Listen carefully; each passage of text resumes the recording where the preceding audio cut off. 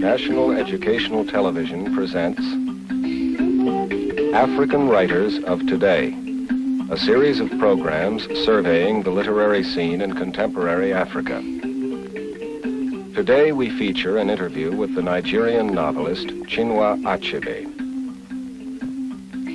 Mr. Achebe is author of the novels Things Fall Apart and No Longer at Ease. His third novel, Arrow of God, is soon to be published. Chinua Achebe will be interviewed by two fellow African writers, Mr. Wole Soyinka, Nigerian poet and dramatist, and program host Louis Nkosi, South African author, journalist, and broadcaster.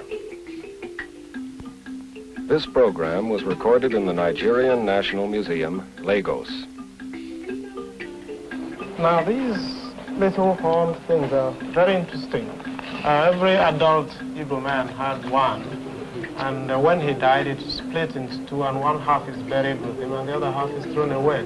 It's called Ikenga. Oh, yes, this is the cult of strength, That's of right. Sort of virility. That's right. Manhood. That's right. Yes. Well, gentlemen, maybe we can sit down now and start with the interview. Okay.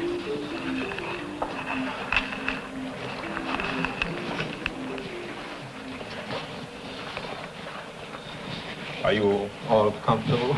Yes, thank you. Here at the Museum of Nigeria in Lagos, we are sitting with Chinua Achebe, a man possessed of a startlingly original talent in writing. Chinua Achebe the Young has given the world two novels, Things Fall Apart, No Longer at Ease, and all critics seem to agree that Chinua Achebe combines a simplicity in technique and a very complex technical talent indeed. But maybe Wole Soyinka would like to add a few words of introduction.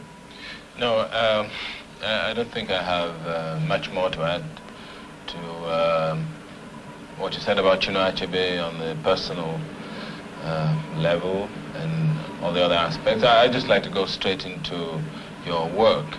And I'd like to take as my point of reference, for a start, this last carving you showed me, the carving of Ikenga. Now this represents, as you said, the spirit of manhood, of strength, of real masculine energy in Igbo society. Now, in Things Fall Apart, Okonkwo seems to me to represent the kind of figure in society who is acted upon from within by this kind of strong spiritual quality. Now, I'd like to know from you whether this is a conscious derivative in the creation of this character, or whether, you know, just the sense of the character in society, his religion, his beliefs. Well, not consciously, but Okonkwo, as you said, symbolizes, if you like, strength and aggressiveness. Now, these are some of the qualities that his people admire, you see. And I wanted a character who could be called representative of this particular group of people. And you know, they admired a man of strength, a man of wealth, a man who had a big compound with wives and had many farms, that sort of thing. Yes. Now, this is a dangerous question, I know, but does it imply anything in your own personal attitude towards this society, which places so much premium on what, after all, may be a kind of the exhibitionist side of, you know, the masculine ego? Does it imply something of your own attitude, the fact that Okonkwo does, by this very personal immersion in this, you know, in this kind of value, that he heads for a fall? Yes. I think there is a point there. There is the weakness of this particular society, I think, is lack of adaptation, you see, not being able to bend. Of course, I can't say that this now represents the Igbo people today, but I think in his time, the strong men were those who did not bend, and I think this was a fault in the culture itself. Yes, Chinua, I'm more interested in what some people have described as your deliberate attempt to avoid passing moral judgment on your characters. For instance, in the first novel that you wrote called Things Fall Apart, there is this absolute cruelty in which, because the tribal society sanctions the killing of a ward by his protector, that this man carries this out. Although he seems to have some kind of doubts, he doesn't avoid doing so. And the way you wrote that passage seemed to imply that you were not able to make any particular judgment on that action.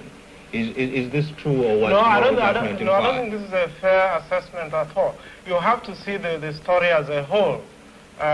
This is what I was saying to Wole earlier on, that this particular society perhaps believed too much in manliness, you see. And this is part of it, and perhaps this is part of the reason why it crashed at the end, you see.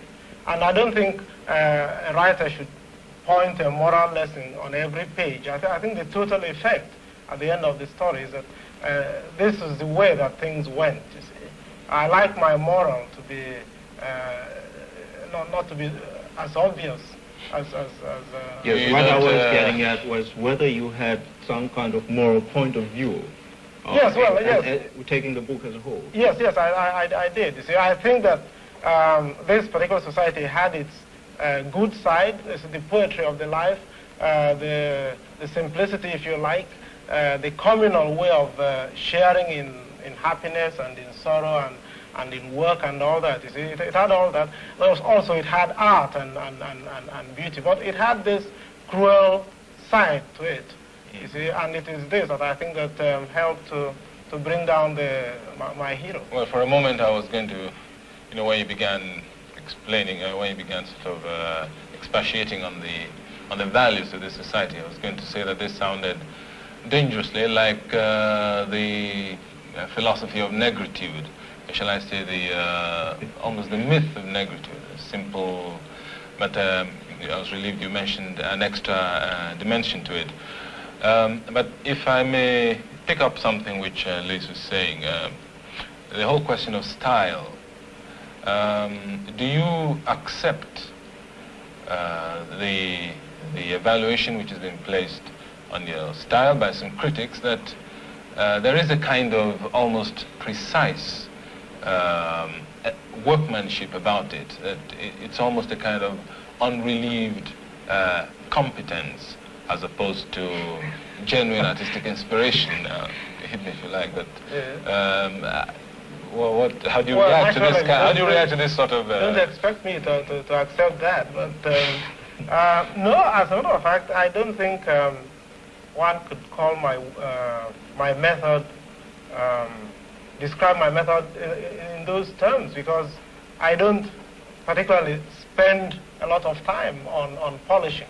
As a matter of fact, Things Fall Apart was written straight, without any kind of draft. So I wouldn't say that, yes, no. Yes. If I may be permitted to ask you another question, Chinua. As a South African, I'm very much conscious of the fact that there seems to be some kind of continuity between the modern day society in Nigeria, from which I suppose you spring, and the old traditional society. What were the formative influences upon your life? How were you able to draw such an accurate picture of the old traditional society? How are these influences passed on? Yes, well, I think I belong to a very fortunate generation in this respect, that the old hadn't been completely disorganized. You see, when I was growing up, I think the disorganization has gone a stage further now. But when I was growing up, it was easy, especially if you lived in a village, to see, if not in whole, at least in part, you see, these old ways of life, you see. I was particularly interested in listening to the way old people talked, you see, and this is the kind of background, you see. And the festivals, of course, were still observed, maybe not in the same force, but they were still there. So this didn't really entail a deliberate kind of research of the adult artist into this life. No. Something you had. No, I didn't do any research at all. Chinua, when you were going to the University College of Ibadan and you switched off from a course in medicine to literature, did you find any precursors in the West African novel, English people have written a novel about your society, which you could use as a model, or did you find nothing at all that was useful to you? Well, actually, there wasn't very much when I was at college. Joyce Kerry had written some of his books. If I may say so, perhaps he helped to inspire me, but not in the usual way. I was really angry with his book, Mr. Johnson, which was set in Nigeria. See, I happened to read this, I think, in my second year. And I said to myself, now this is absurd. And if somebody without knowledge, without any inside knowledge of the people he's trying to describe, can get away with it, perhaps I have to try my hand at it. Well, you mentioned Mr. Johnson. There was, this is the second book now, No Longer at Ease. The hero of that book, he struck me as, in some way, rather effete kind of character. You do not see any kind of equation at all between his particular weaknesses. I refer especially to his kind of relationship with his European boss. You do not see any similarity at all between this and Mr. Johnson. No, I don't. Because I think to me, Mr. Johnson doesn't live at all. I mean, he's a caricature. Yeah, precisely. I know Mr. Johnson is a caricature. Yes. But then caricature really is something you exaggerate. You do exaggerate some kind of positive, factual elements.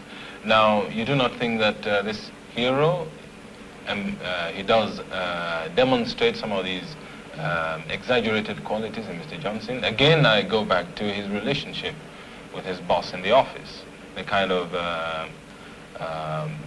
peculiar deference which he had towards him, his kind of tolerance of this boss, which is, exaggerated many more. Do you? Yes, well, I don't think, you see, if you go back to that book, you'll see that he actually didn't have much respect for his boss, but his nature was such that he was able to dismiss him as an example of this or that, you see. There was, in fact, a passage where he was thinking of the Greens. This is his boss. Yeah. The Greens of this generation, you see, they are tragedy.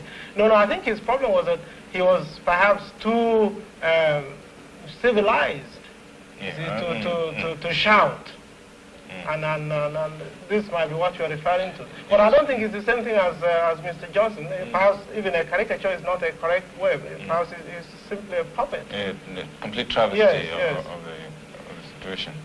Chinua, Professor Abrahams, in his book, The Mind of Africa, selects you as one of the most original